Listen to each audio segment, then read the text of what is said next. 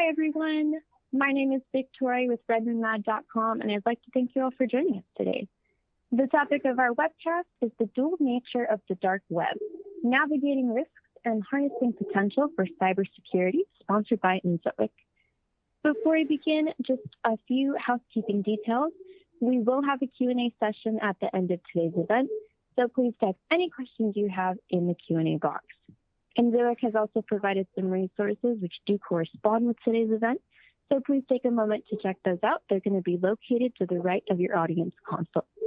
Today's webcast is also being recorded, so make sure you keep an eye out for a link in your email to rewatch the presentation or to share it with a colleague. And now I am so thrilled to introduce our speaker. Today we have the pleasure of hearing from Josh Parson, Product Marketing Manager at Inzoic. So we're in for a great event today. And with that, I'll pass the time over to Josh to get us started. Fantastic. Thank you, Victoria. And I am very excited for this talk because I feel like this is both an interesting and an important topic. And it's never been more important to understand the risks on the dark web because every single day there are new data breaches. Just this week, my email inbox, I got a notification from Dell that my information was leaked from a computer that I bought 10 years ago. And it seems like every single week there's a massive data breach that's front page news. And many of us are affected whether we know it or not. And every one of those breaches puts you and puts, more importantly, your organization at a greater risk of being attacked. And we'll show you the data behind this and why these organizational attacks using this information can be very severe. And there's so much mystique around the dark web because we hear about it in the media and we hear people talking about it, but not many people actually know what the dark web looks and feels like. And there's two pieces to truly gaining access to the dark web. There's that technological component to actually tunnel into the dark web interface and be able to see it. But to actually gain access to the dark web, there's another component. There's actually gaining access to those dark web communities where cybercrime happens. And this is what we're going to show you today in this presentation. We're going to give you a rare glimpse into the cybercriminal underworld, showing you through screenshots and real artifacts and anecdotes what these activities actually look like. And for those of us responsible for overseeing or implementing internal security policies, particularly when they have to align with compliance standards, a big one being NIST, this presentation is going to be especially relevant because you might be obligated to monitor the dark web to meet these standards. And you want to know about this ahead of time and not find out about it after an event happens or after you need to make a cyber insurance claim that might be contingent on following those rules. And we're also going to back up why monitoring the dark web is a great idea for organizations using real-world data points and showing you how your organization likely has confidential data compromised on the dark web and what you can do about it. And when we talk about the dark web, we're referring to this hidden corner of the internet. And it is deliberately hidden, and it requires specific tools and expertise to gain access to it. Now, why would someone even go through the trouble of accessing this hidden part of the internet? And the answer largely lies in anonymity and privacy. The dark web's anonymized networks access through Tor protect user identities and their activities from surveillance and tracking. And it's important to acknowledge that the content there isn't inherently illicit, but this is often where illicit activities occur. It's because of that anonymity. And there's so many cultural references to the dark web. If you've seen crime shows like CSI, if you've seen Black Mirror, or even my favorite, the Canadian sitcom Letterkenny, they all have the dark web as plot points. And the perceptions created through that media aren't entirely inaccurate. And we'll go through that today. Let's get a little bit more granular about the actual layers of the internet, because content writers, and I'm guilty of this too, when we talk about the dark web, we might actually technically be talking about other layers of the internet. And we can unpack this by talking about SEO and visibility. And neglecting SEO can lead to a website's content being buried and not easily accessible by search engines. And as one example, cybercrime forums don't perform SEO. So even if these cybercrime forums are on the surface web, their activities might fly under the radar simply because you can't see what they're doing by searching through like a Google search, for example. And search engines don't have the ability to crawl something like a Mongo database, which often when there's a data breach, it's not nice, clean data that you can easily go through and interpret. It's going to be an unstructured data dump in something like a Mongo database. So it means if there's a data breach with information from your organization, it probably wouldn't be accessible through a search engine. And if a website doesn't prioritize SEO, it could fall out of the reach of search engines entirely. And the deep web is the part of the internet that's not indexed by search engines. And in the deep web, they're going to find databases, private networks, academic resources. The website I made in high school that I can't find on Google, that's part of the deep web. And these sites are hidden not because of secrecy, but just because they serve a very specialized purpose. So they cater to specific audiences rather than the general public. And in many cases, it's simply not the type of thing that search engines can index. It could be a specialized software, such as Telegram, a communication software. It's going to be out of the reach of search engines, but it's a very common place where cyber criminals will share this breached data. And then beyond the deep web, this is where the dark web is. And the dark web is a concealed section of the internet. And there's multiple layers of obfuscation that make activities on the dark web very difficult to trace. And you can think of the dark web as kind of the internet shadow, where privacy can protect activists and free discussion, but also cover the tracks of those that might have more nefarious intentions. And before we talk about the risks, I'll add just a little bit more nuance to this, because despite its darker aspects, the dark web can also be used for good. And SecureDrop and WikiLeaks are just two examples of how the dark web can actually serve the public interest.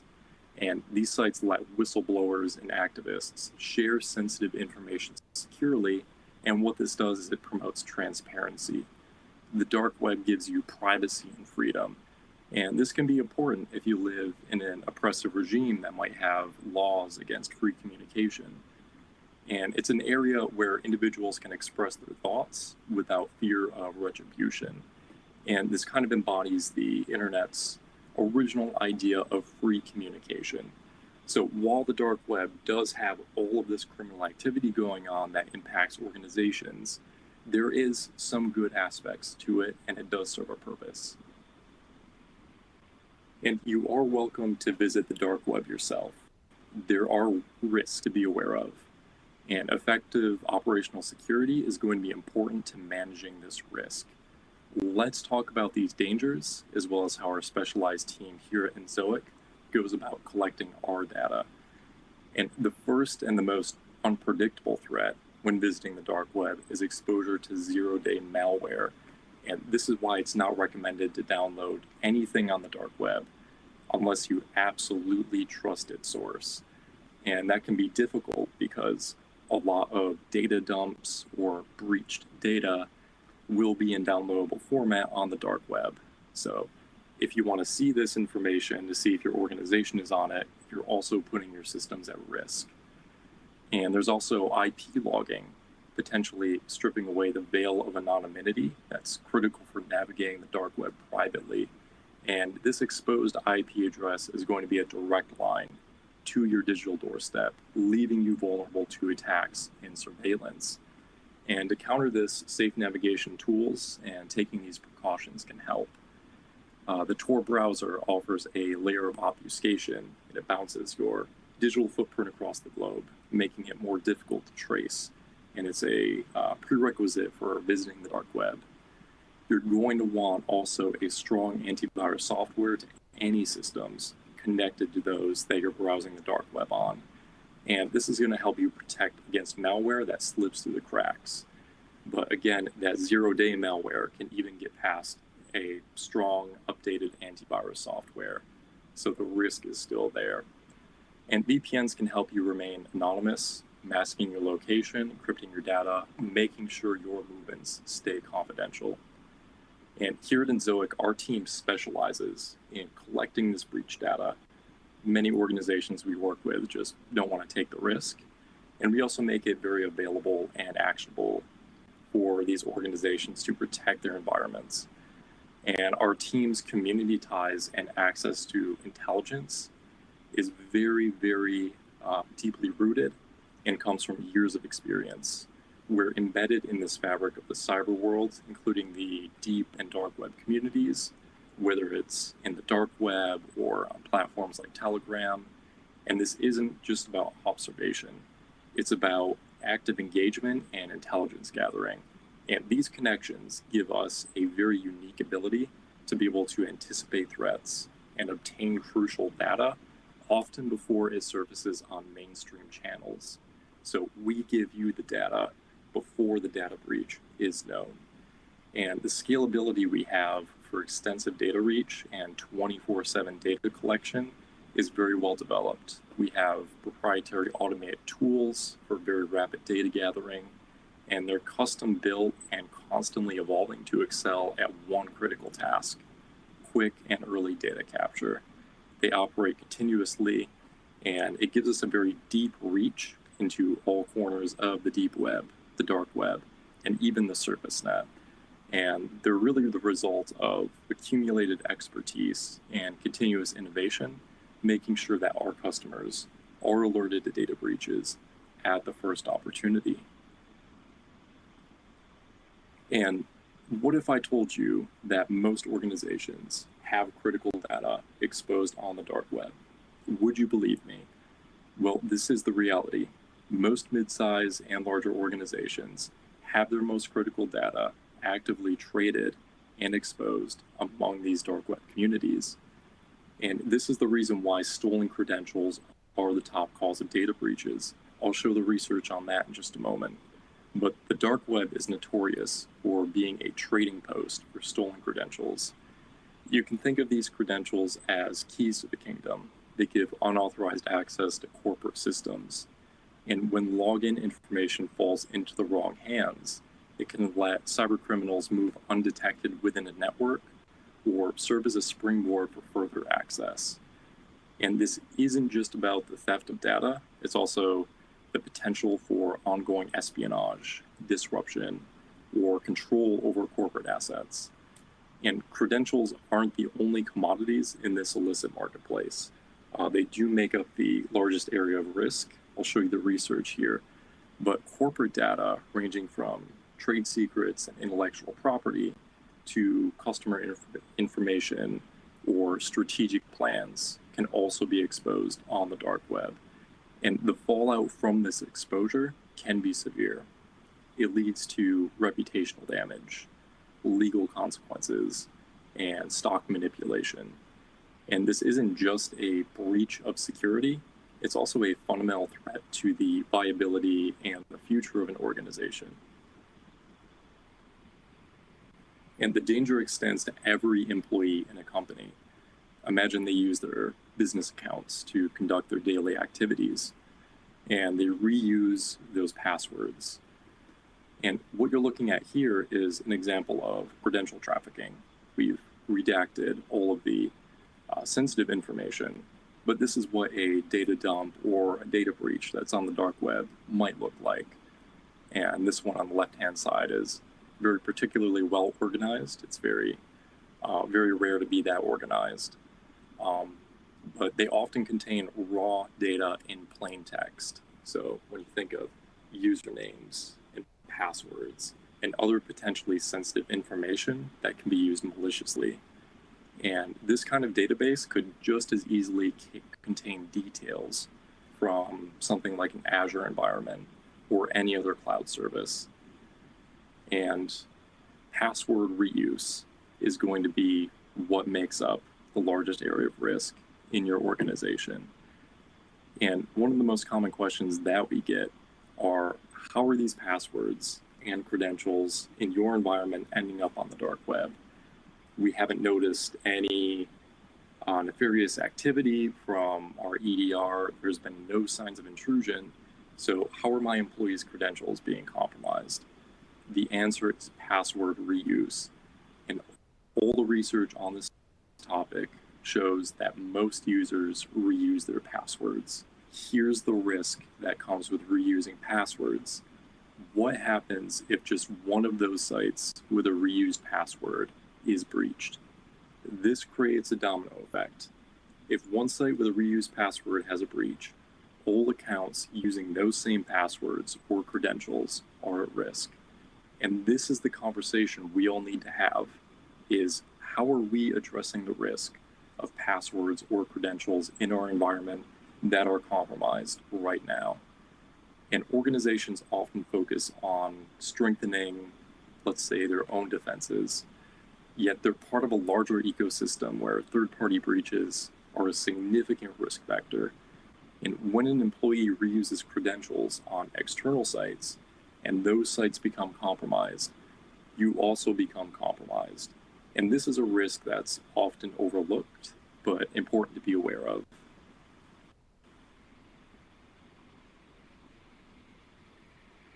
And here we have a user interface from a dark website specializing in the distribution of security breaches. And the list you see here includes a range of websites from, I see, educational institutions and financial services, organizations of virtually every sector. And each name on this list represents a significant breach where personal, financial, or proprietary information was compromised and now available for download. And this data can be used for identity theft, financial fraud, corporate espionage, and a host of other illegal activities.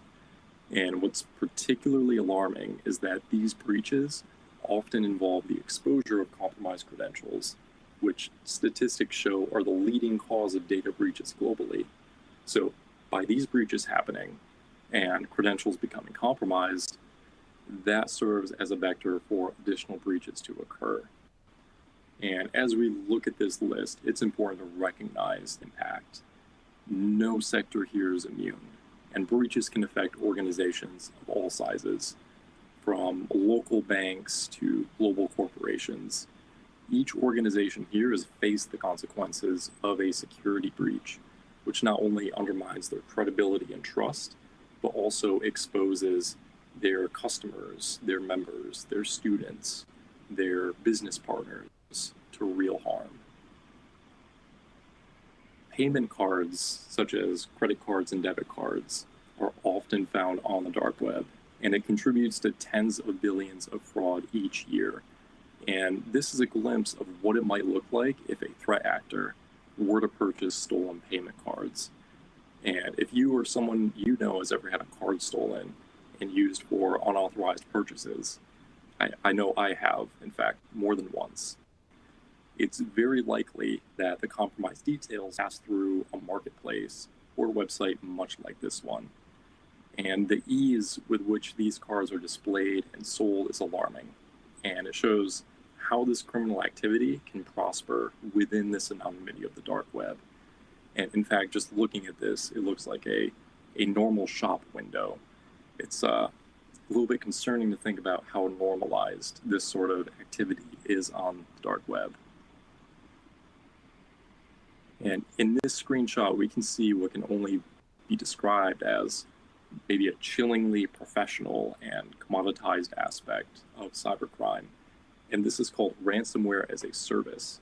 And this is a business model where malware creators sell or lease ransomware to other criminals, allowing them to carry out attacks without needing their own expertise in writing malicious code. And this has significantly lowered the barrier to entry for cyber criminals. and it essentially democratizes access to these sophisticated attack tools. So one person who has the expertise can create this malware, and then potentially dozens or hundreds of people can purchase it and then launch ransomware campaigns against organizations. And an environment that isn't actively monitoring for and remediating compromised credentials is very highly likely to have compromised credentials in their environment. And this commonality is why these compromised credentials are so damaging. And I'll show you the research here and also tell you what you can do about it. And looking first at IBM's recent cost of a data breach report, they found that compromised credentials pose the largest area of risk for organizations, not only being the most common source of breach, but also costing roughly $150,000 more than the average data breach. So compromised credentials are dangerously common, and on top of that, the financial impact is massive. And out of all incidents involving data breaches, the use of stolen credentials once again takes the top spot, this time in Verizon's EBIR report. And what I have here on this slide is the 2023 Verizon DBIR report. And Verizon just recently released their 2024, and no surprise to us, compromised credentials are once again the #1 cause of a data breach, now for 10 years in a row for 2024. So this risk isn't going away anytime soon. And these stolen credentials are typically used as the entry point or the initial vector, which allows for further compromise through privilege escalation, lateral movement on a network, or the deployment of malware to take over a system. So we see from multiple data points that not only is this a huge problem for organizations, but compromised credentials is probably the #1 problem they're facing, according to all the research that we have available. And it shows that if you're concerned about things such as ransomware or unpatched vulnerabilities, what you're actually concerned about is compromised credentials. And we know from Verizon and IBM's research that compromised credentials are the most common cause of a data breach. But what are the chances that your organization has weak, unsafe, or compromised passwords? And according to our data, it's pretty good. In 2023 here in Zoic, we've scanned roughly 8 million user accounts for compromise. And this was done through our free tool, which is called AD Lite, something you are more than welcome to download and test yourself.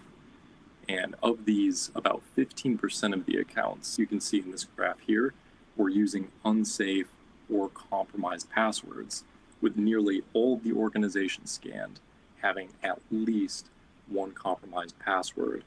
And we get organizations writing to us, thanking us for showing them this risk, because this is a significant risk if you have compromised credentials or passwords in your environment. Since compromised credentials are this largest area of risk for organizations, many compliance standards require security teams to keep tabs on their compromised data that's being traded on the dark web. And I want to talk about the recent SEC mandate regarding disclosing cybersecurity incidents. And this went into effect December of 2023, I believe. There was this shift in the regulatory requirements for publicly traded companies. And the SEC now requires that any material cyber incident is disclosed in a very tight 4-day window. And this regulation demonstrates that it's important to have strong preventive measures, but also have the ability to detect and assess the scope of cyber incidents. And the implications of this mandate are clear. Continuous monitoring and rapid incident response are not optional. They're essential components of corporate governance. Prior to this, organizations had no specific standard to adhere to from the SEC as far as disclosing breaches goes. And you want to keep tabs on these breaches. That way you are the first to know about it, and your organization can, one, meet the notification requirements, but two, also assess the scope of the breach and be able to give a public statement and start remediating as quickly as possible. And that brings us into the compliance frameworks that require you to monitor the dark web. And organizations across all sectors are mandated to align with frameworks such as NIST 863B, NIST IA5, High Trust, and so many others. I know internationally, the UK has the NCSC. Many countries have their own standards. Many of those borrow heavily from NIST and will have similar recommendations or mandates. And these frameworks are not optional. They're often a legal or contractual requirement, and they're basically a consensus on what are the best practices for protecting organizations. And how do you comply with these frameworks? Well, compliance with these standards requires security teams to maintain a continually updated list of compromised passwords and ensure users don't set new passwords to ones that are already exposed. And as an example, let's say one of your users is setting their password for the first time or changing their existing password. The best approach for keeping an updated list of compromised passwords is to monitor the dark web and take note anytime a password from your environment appears on the dark web. And this usually means the password is weak or reused and not secure. So each time a user in your environment sets a password, you want to make sure the password that they set is not already compromised. And that lets you comply with these compliance standards. And how do we protect our environment and comply with NIST, and High Trust, and so many others? And the answer to that is through continuous monitoring and rapid remediation. And if you have dark web scanning tools, this can keep you informed if credentials or sensitive data from an organization surfaces in data breaches. And it lets us act before these credentials, passwords, or information is exploited. And since it takes a dedicated team to do this, you may want to consider outsourcing this. And when a breach does occur, time is of the essence. You need clear protocols for immediate action. And this can be the difference between an isolated incident and a full-blown breach. So having this protocol for when credentials or data is exposed, or better yet, as I'll show you, having automated tools in place that lets you detect and remediate automatically when there's a compromise, will help you manage this big area of risk. And many companies claim they monitor the dark web.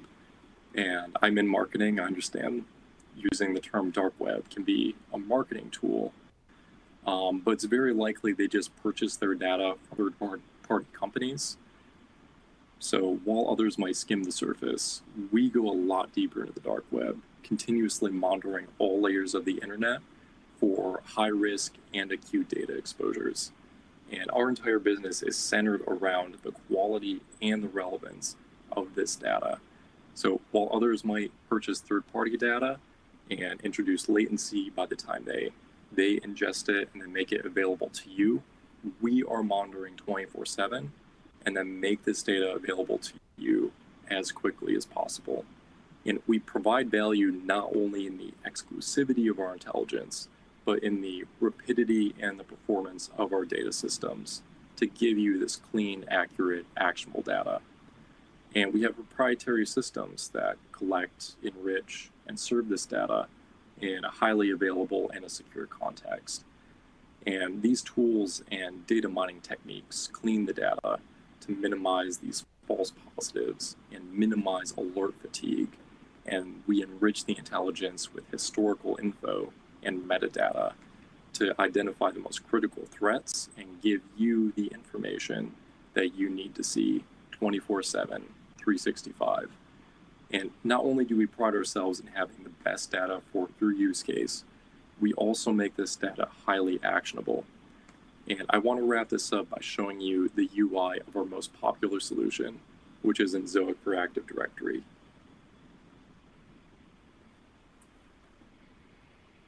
And this is our flagship and most popular solution.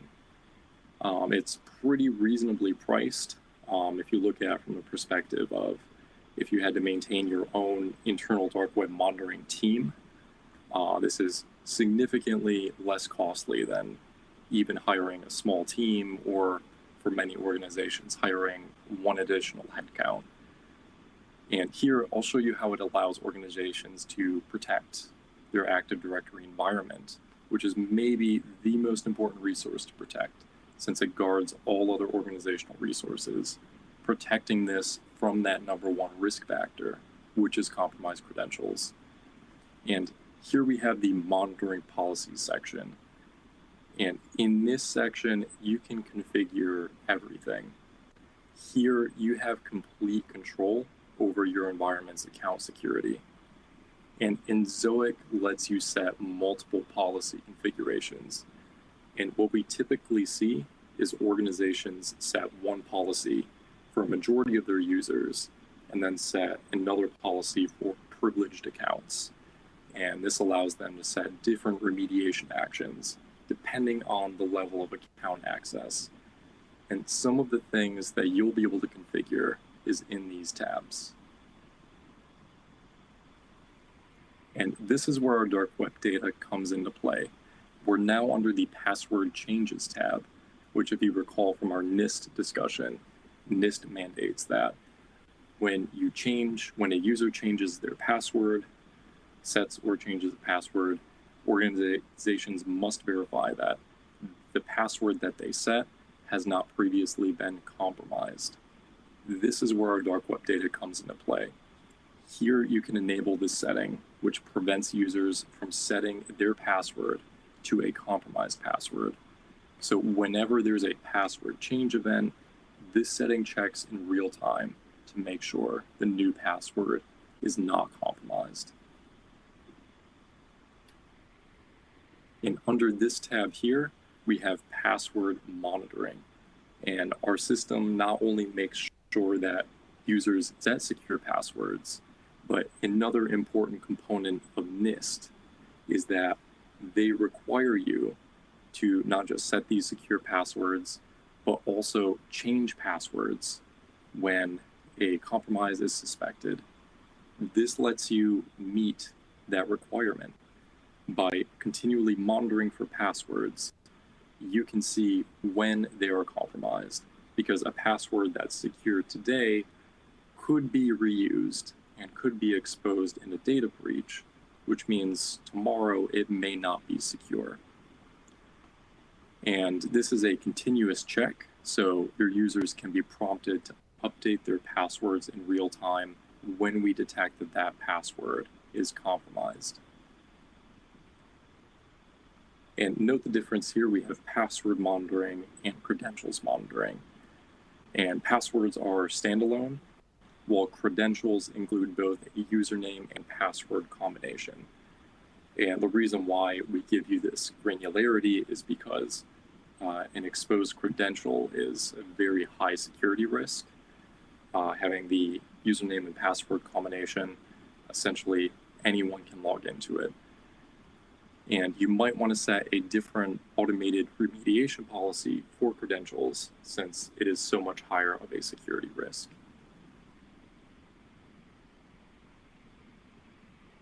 And Zoic gives you a number of password policy options, such as rejecting common passwords found in cracking dictionaries, fuzzy matching detection. This is also known as leet speak, so like a 3 for an E or a 0 for an O, and screening root passwords, which is the strictest setting.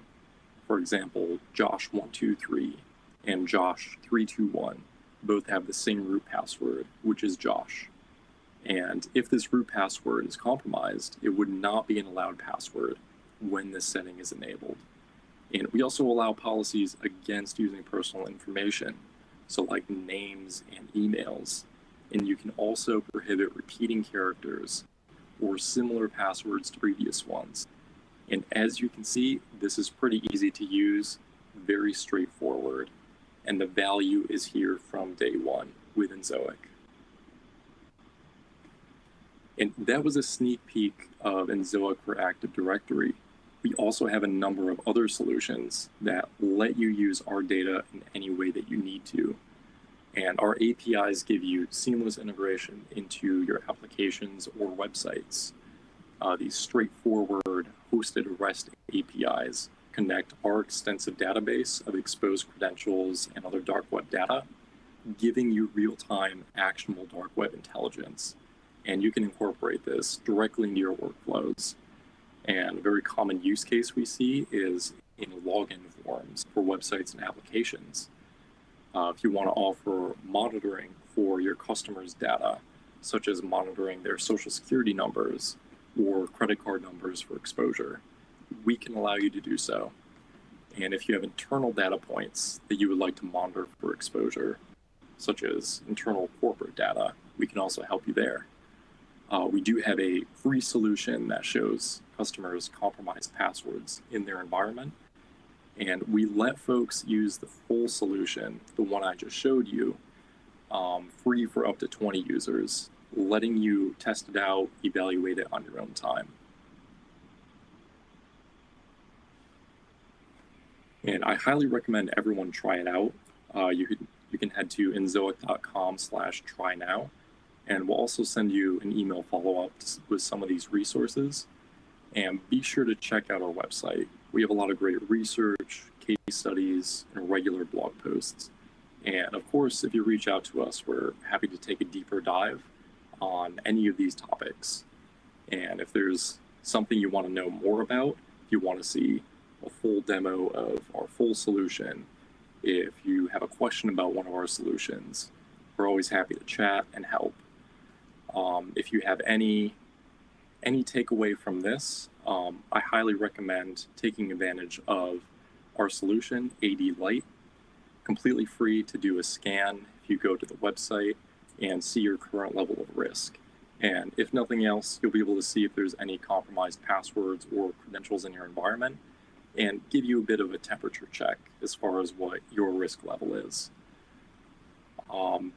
Thank you so much, everyone, for attending. Like I said, don't be shy to reach out, and we can open it up to questions. Awesome. Thanks so much, Josh, for that great presentation here. Lots of good content there for the attendees. So thanks again there. And we do have some questions in from our attendees. I'll go ahead and start off with our first one that we received. This one reads, many of our customers are currently more focused on threats like ransomware.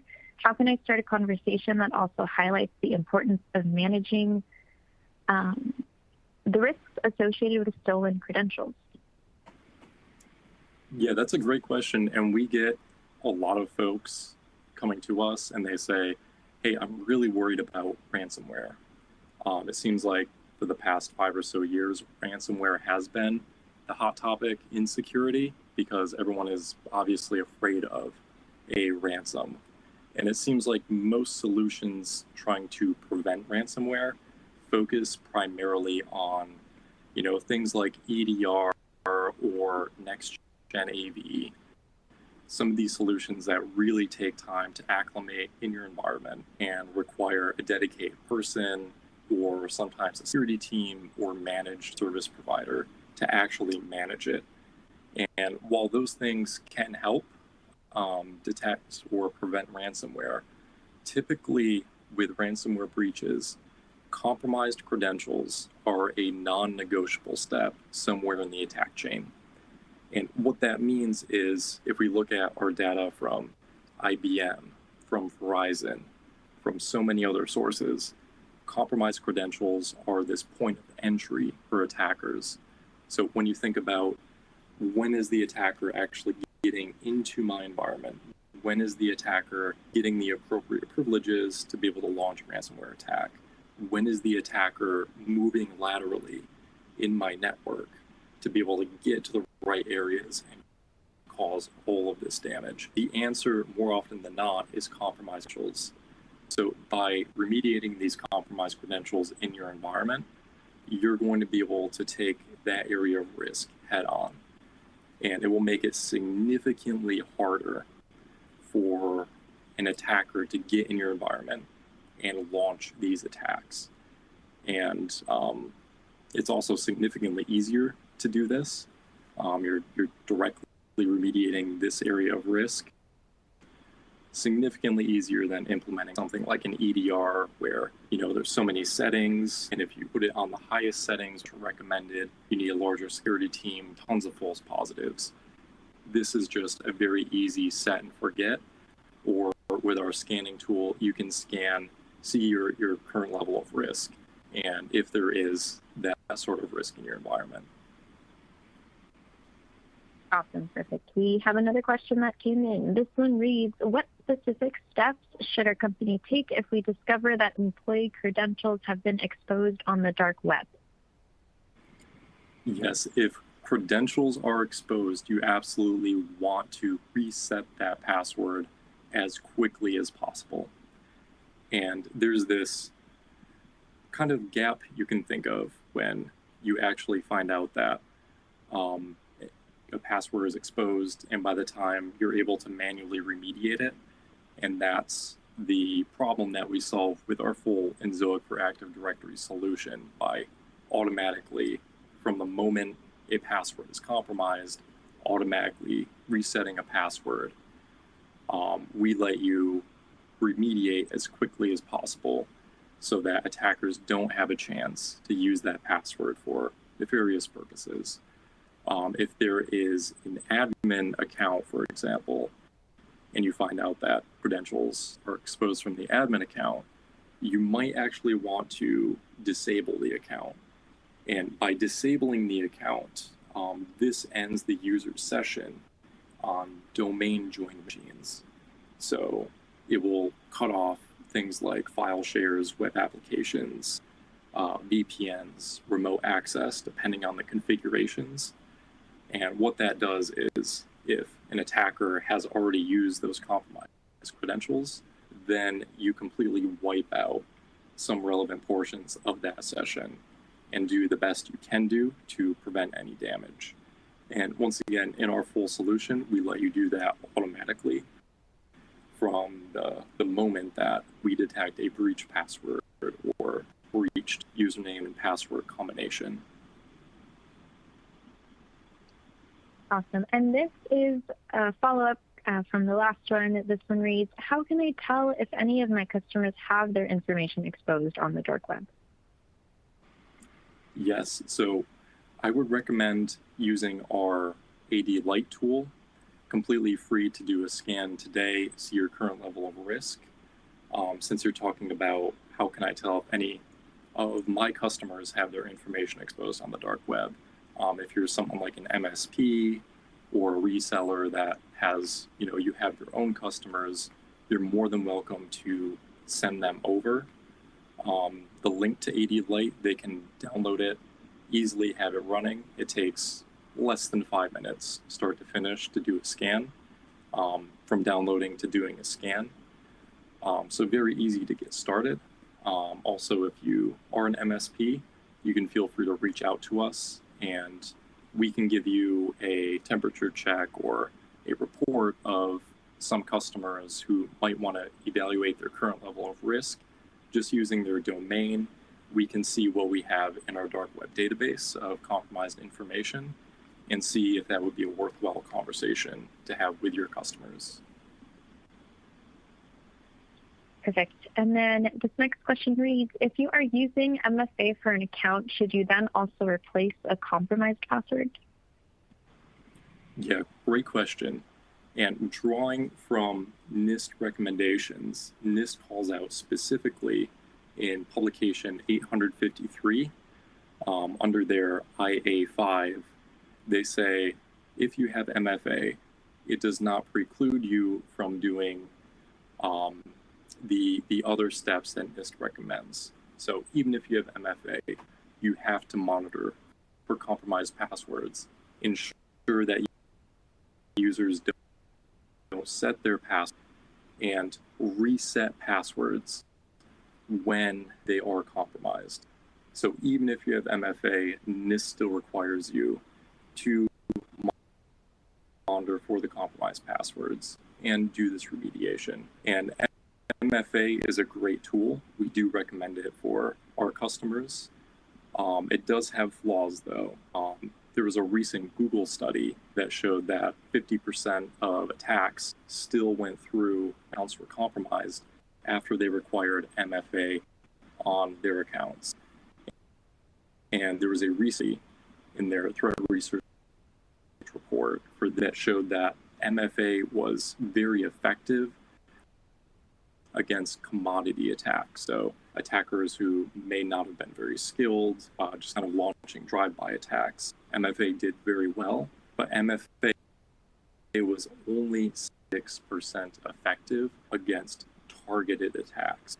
And the largest area of risk for an organization is going to be those targeted attacks from attackers who know what they're doing, are a little bit more persistent, and 76% effective, that certainly does make a difference, but having that 24% gap is still significant, especially when we look at the current data from IBM, from Verizon, from our own data that shows that these compromised accounts are for organizations. And it's been that way for 10 years, despite almost every organization using MFA in some form. And the data breaches we read about every day, especially from larger organizations, probably organizations using MFA already, since MFA is very common. I have it on all of my accounts, but you don't want to leave that area of risk still open and rely only on MFA, because MFA requires every single factor, the password factor, as well as the other factor, to be completely secure. Awesome. Thanks for the info there, Josh. We had, it looks like that's all the questions we have today, actually. So thank you so much, Josh, for being on with us, for that great presentation, for answering all of those questions.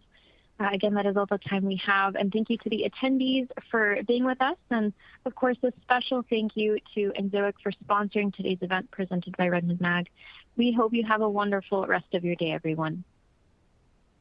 Yeah, thank you for attending, everyone, and look for follow-up. Once again, don't be shy. Feel free to give us a shout. Wonderful. Thank you, Josh. Have a great day, everyone.